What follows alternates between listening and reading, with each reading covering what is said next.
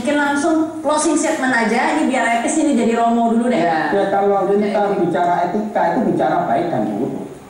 Nah, orang yang baik memang didukung, orang yang baik memang harus mendapat tempat. Sedangkan orang korupsi, manipulasi, melanggar nilai-nilai kemanusiaan ya dihukum. Jadi imperatif menurut Immanuel Kant, etika itu imperatif. Baik harus dijalankan perintahnya, buruk tidak boleh dijalankan. Hanya menyangkut norma itu, maka tujuan etika dunia kebahagiaan. Dan kebahagiaan, maka politik itu dari kata polis, maka politik melayani kepentingan polis. Polis itu kota demi kesejahteraan yang disebut dalam istilah komunio. Jadi kalau kita bicara etika politik, kita bicara bagaimana pemimpin yang mensejahterakan. Maka Thomas Aquinas mengatakan, kalau pemimpin korupsi mencuri, maka dia seperti singa. Baik, lumayan ini kuliah politik ini sama Romo ini. Baik, silakan ini Mas Indra. Ya, kita tunggu saja dalam beberapa hari nanti Ibu Megawati mengumumkan. Nah, tapi dalam tadi yang kita bahas dalam sisi etika, secara etika politik itu sangat tidak melanggar etika, karena bagi PDI Perjuangan adalah mengutamakan kepentingan rakyat itu jauh lebih utama, terutama masyarakat Indonesia tadi. Nah, untuk tugas-tugas di Jakarta,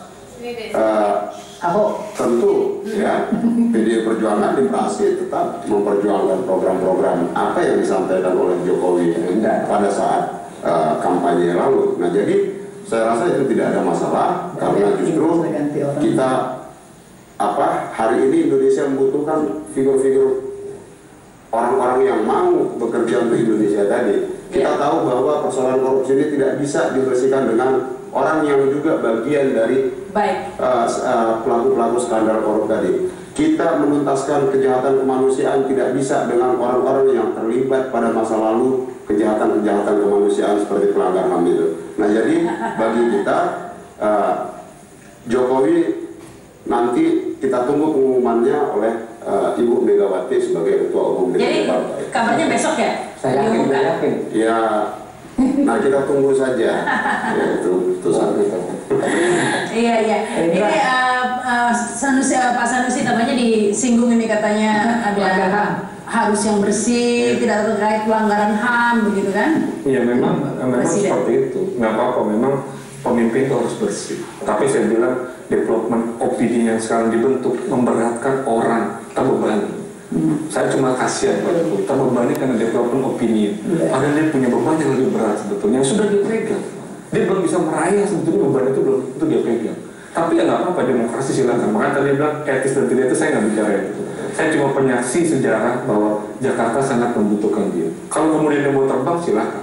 Nyampaikan saya tidak tahu, tetapi bahwa Perpres dan Undang-Undang Pileg mengatakan dia harus izin presiden. Izin presiden tidak diatur, maka izin presiden harus keputusan Mendagri. Harus lari ke Dewan lagi. Dewan terima nggak? Kita nggak tahu juga. Karena Dewan merupakan representasi rakyat. Silakan aja, tidak ada persoalan, tidak ada Gerindra bilang takut atau cemburu, tidak ada sama sekali. Tapi kalau Ahok katanya juga mau jadi wapres. Kalau Ahok aja, saya juga bisa mau jadi, tapi di jalan nggak mungkin. Sekarang aja Ahok tidak boleh menjadi jurkam. Kata Prabowo, Anda urusin Jakarta. Itu Prabowo berkomitmen. Saya tidak bicara yang lain deh. Saya cuma bicara bahwa silakan siapa orang yang dirasa baik buat Indonesia silakan maju. Tapi Anda jujur mengakui bahwa Anda tadi berulang-ulang mengatakan Jakarta masih membutuhkan Jokowi. Tapi Anda jujur mengakui bahwa Indonesia apakah juga membutuhkan Jokowi? Sentuhan kepemimpinan Jokowi menurut Anda? Saya tidak bisa bilang karena saya tidak melihat sentuhannya. Kalau kenapa saya ngomong? Karena saya berinteraksi langsung. Bagaimana? Ya tentu saja emang belum jadi presiden, gimana mau bisa melihat?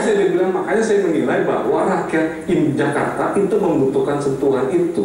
Tapi kalau rakyat Indonesia menurut arti Anda membutuhkan tidak? Saya rasa ini saya bilang development opinion itu membentuk kepala kita terbebani. Kasihan ya. Saya cuma kasihan tinggi. Kasihan. Tapi itu tidak menjadi pertanyaan saya. Dia tuh masih muda. Silakan nanti pasti panjang. Tapi kalau kemudian dikerdilkan pada development opinion, saya hanya kasihan dia orang baik. Iya. Jadi menurut Anda jadi kalau saya teman baik dia. Jadi saya sangat menyayangkan kalau kemudian development opinion membebankan dia, terus kemudian pressure partai membebankan dia, terus kemudian dia hilang pada permukaan nanti pada suatu saat. Kenapa sih hilang? Ya saya nggak tahu kenapa. Belum terjadi kan? Saya cuma takut menyayangkan aja karena ini termasuk salah satu kader bangsa yang baik. Saya akui. Bukankah bangsa Indonesia membutuhkan kader bangsa yang baik Oh untuk iya, jadi kan ada presiden banyak atau yang pemimpin? baik-baik yang masuk dalam kompetisi, tapi kita tidak tahu yang mana yang jadi. Tapi minimal ini salah satu kader yang baik. Makanya jangan dibebani dengan development opini yang jangan dibebani dengan ambisi partai politik yang berlebihan. Selesaikan dulu amanahnya, tanggung jawabnya selesaikan. Oh iya, saya Bapak kan tadi kan dia nanya saya pribadi. Ini closing statement itu. Ini closing statement saya loh Pak. Tidak ada urusan sama Bapak ya, sorry. Silakan Ya, saya kira beginilah, kita menghormati apabila ada kebijakan, keputusan partai apapun, apakah itu PDIP atau ada yang mengusung yang lain mengenai pencapresan Jokowi. Cuma saya ini mengingatkan Jokowi, jangan juga mudah terpengaruh oleh kepentingan di sekitarnya untuk kepentingan tertentu. Karena kasihan juga kalau Jokowi diberi beban terlalu besar yang dia sendiri sebetulnya tidak sanggup untuk menyelesaikan beban besar itu. Kalau saya beban besar itu apa menjadi presiden tidak sanggup begitu menurut Anda?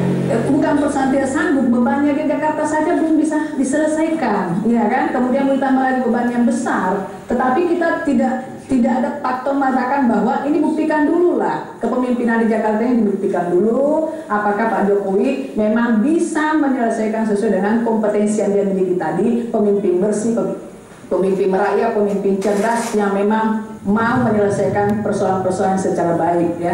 Karena memang kita melihat bahwa potensinya Jokowi ini bagus, ya kita tahu potensi Jokowi bagus, tetapi tidak berarti juga bahwa hanya Jokowi yang mampu menyelesaikan persoalan Indonesia. Semangat Jokowi dan tanda kutip frame dirinya itu bisa saja sudah banyak yang melakukan selama ini, cuma mereka nggak expose kemampuannya, kerjaan-kerjaannya ke media gitu kan. Banyak yang mampu bekerja di daerah kok tidak pakai expose, sehingga ini kan pengaruhnya sangat berbeda. Tetapi kembali kepada persoalan hak politik, itu hak politik Jokowi, hak politik partai manapun yang ingin mencapreskan dia. Cuma kita punya kewajiban. Tapi kan izin presiden nanti diizinkan oleh mekanismenya kan terakhir di DPRD, iya kan DPRD. Diizinin kan sama saksi DPRD juga. Saya bilang kalau rakyat mengizini saya ngizinin. Oh begitu. Ini kan representasi rakyat. Nanti rakyat datang silakan Pak Jokowi jelasin pada rakyat. Gimana tanya rakyatnya caranya? Bisa lihat. Kita bisa lihat lah dalam opini, dalam kehidupan itu bisa bertanya. Ya, silakan aja. nanti kita kembalikan kepada mekanisme juga ya. Jadi silakan. Kalau niat baik semua partai politik sama lah, bahwa semua partai politik menginginkan Indonesia ini jauh lebih baik dan akan semakin baik, akan semakin demokratis, akan semakin memberikan kesejahteraan kepada masyarakat. Bahwa ada persoalan-persoalan yang sama juga, Jokowi juga ada persoalan Transjakarta, ada persoalan dengan monorelnya ya, ada persoalan dengan lelang-lelang jabatan segala macam, itu kan juga kita tahu persoalannya banyak. Ya, jadi nggak mudah lah kita mengatakan pemimpin itu mampu semua menyelesaikannya. Iya, baik. Ini terima kasih Ibu Andi, Mas Sanusi, ini Mas Sultan dan juga Romo. Terima kasih ini. Salamannya mungkin nanti lagi. Ya, bisa nanti akan masih